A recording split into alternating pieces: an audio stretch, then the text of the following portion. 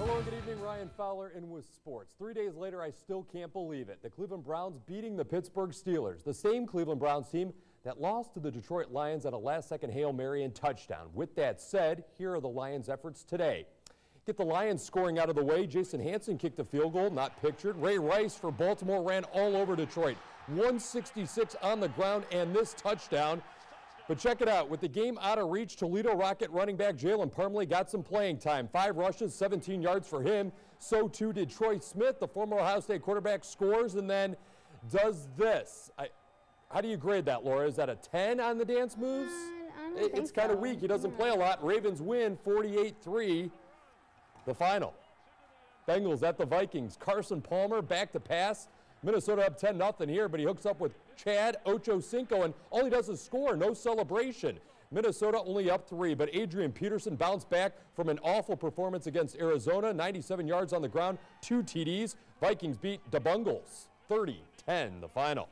The Colts remain unbeaten by beating Denver today, but Broncos wide receiver Brandon Marshall showcasing his best Freddie Barnes impersonation. Marshall set an NFL record today by catching 21 passes. The old mark was owned by Terrell Owens, who caught 20 passes when he was a member of the 49ers, and that was a while ago. During pregame, Marshall called his shot, saying he would make his mark among the NFL's elite receivers.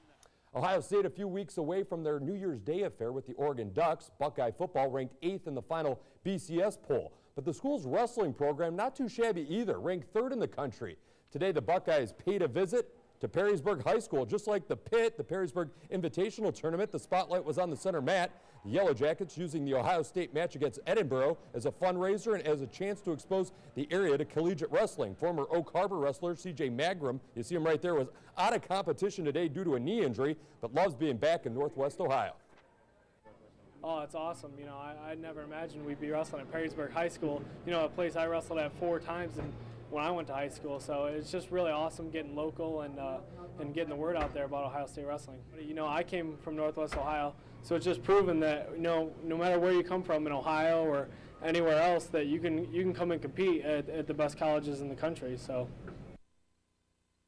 Miracle on Ice team captain Mike Ruzioni back in Toledo yesterday, dropping the puck at the Walleye hockey game. The Olympian played a couple seasons with the Toledo Gold Diggers at the old sports arena and said he was happy not to smell the circus when he entered the Lucas County Arena yesterday. Then he did talk about hockey and about the current state of American hockey and its players. So I think there's a great growth of hockey in this country. I think, you know, I said before, in 1980 we might have opened the door for the Americans, but I think today's players have knocked the door down and shown that we have many, many world-class players that now play that prior to 1980, I don't think we're really given the opportunity. So it has been a great growth. And tonight on NBC 24, you got the Giants, you got the Eagles. Sunday Night Football will be on after that. Lots of stuff. All right, we'll be on late probably, but stick around.